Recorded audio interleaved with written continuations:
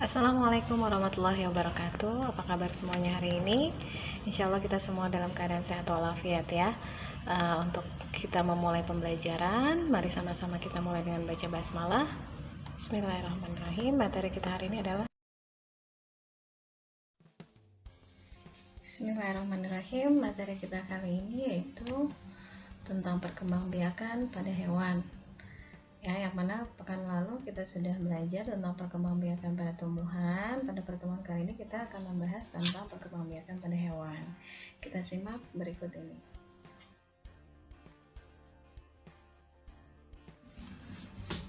Pada pembelajaran kali ini, tujuan dari pembelajaran adalah siswa dapat mengidentifikasi cara perkembangbiakan pada hewan. Kemudian yang kedua, siswa dapat membedakan jenis generatif dan vegetatif pada hewan.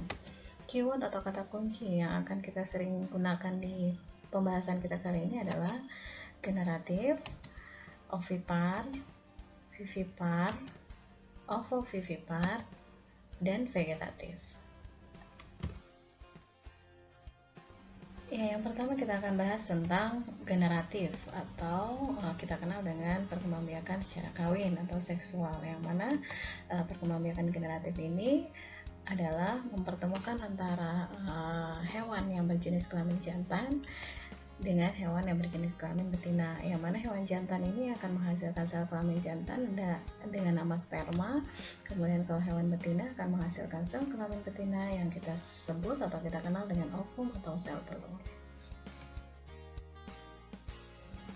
Ya, baik, perkembangbiakan pada hewan secara generatif atau kawin itu terbagi menjadi 3. Yang pertama kita kenal dengan ovipar atau bertelur.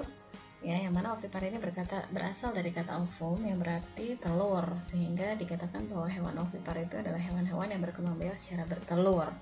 Ya, bagaimana pertumbuhan telurnya tersebut? Jadi apabila setelah terjadi pembuahan, maka embrio pada tubuh sang induknya akan dibungkus dengan cangkang biasanya. Kemudian ketika nanti sudah waktunya tiba, maka embrio yang dibungkus oleh cangkang itu akan dikeluarkan oleh induknya.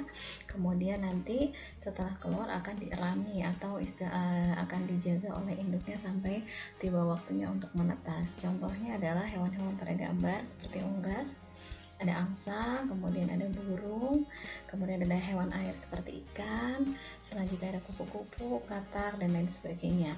Kemudian yang kedua adalah hewan yang berkembang biak secara vivipar atau kita kenal dengan melahirkan, atau istilah lain bisa disebut dengan hewan yang menyusui atau mamalia, ya.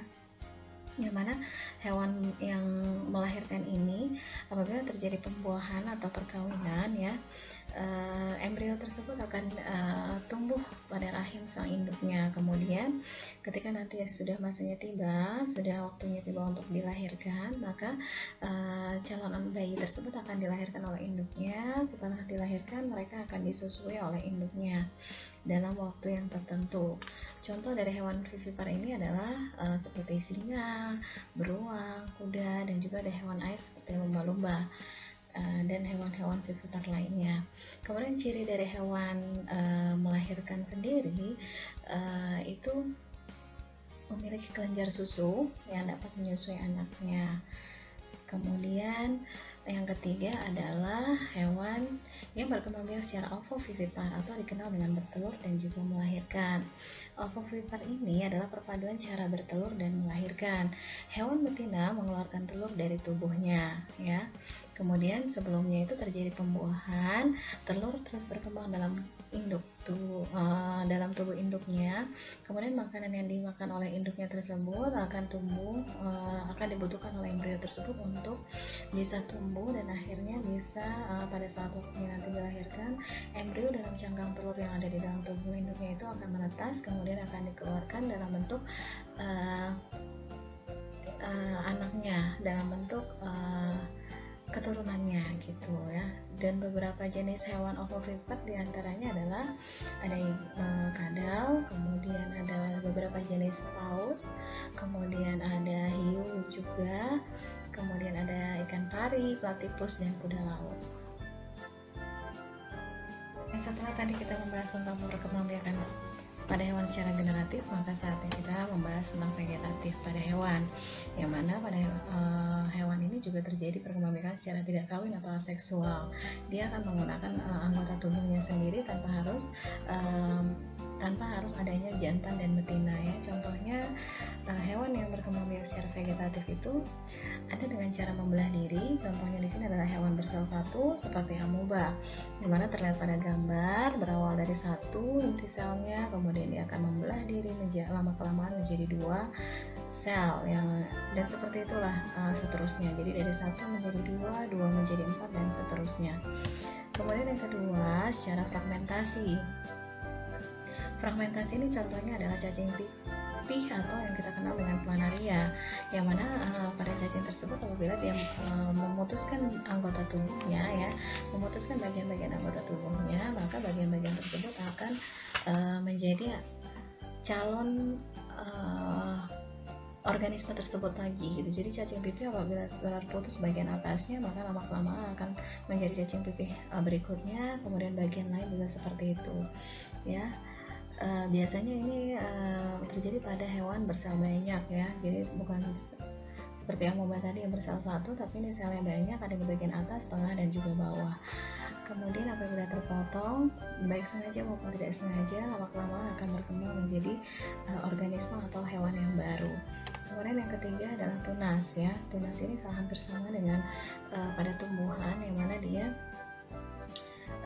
pada bagian tubuhnya sendiri nanti akan muncul calon organisme yang menyerupainya, yang lama-kelamaan jika sudah waktunya tiba dia akan melepaskan diri dan akan tumbuh secara bebas. Tuh. Contohnya di sini adalah hidra dan anemon laut. Semuanya itu ada di laut ya, di perairan. Ya, jadi dalam pembelajaran kita kali ini tentang perkembangbiakan pada hewan, pada Al-Quran sendiri sudah dijelaskan bagaimana hewan tersebut ya sudah diatur untuk bagaimana cara mereka berkembang biaknya, bagaimana cara mereka memperbanyak dirinya agar bermanfaat untuk manusia tentunya. Salah satunya adalah dalam surat An-Nur yang berisi, dan Allah telah menciptakan semua jenis hewan, maka sebagian dari hewan itu ada yang berjalan di atas perutnya, dan sebagian lagi berjalan dengan 2 kaki, dan sebagian lagi ada yang berjalan dengan 4 kaki. Allah menciptakan apa yang dikehendakinya, sungguhnya Allah Maha Kuasa atas segala sesuatu. Ya, kemudian dalam surat An-Nahl ayat 5 dijelaskan, dan dia telah menciptakan binatang ternak untuk kamu, padanya ada bulu yang menghangatkan dan berbagai manfaat, dan sebahagiannya kamu makan. Dengan demikian binatang-binatang yang diciptakan itu semuanya bermanfaat untuk kehidupan manusia, bisa digunakan dalam kehidupan kita, sehingga kita patut bersyukur. Demikian untuk pembelajaran kita kali ini tentang perkembangbiakan hewan. Semoga bisa bermanfaat dan kalian pun bisa memahami. Jangan lupa untuk menyelesaikan tugas yang sudah diberikan. Jika ada yang ditanyakan bisa ditanyakan langsung nanti. Kita akhiri dengan sama-sama baca hamdalah. Alhamdulillahirabbil alamin. Terima kasih. Wassalamualaikum warahmatullahi wabarakatuh.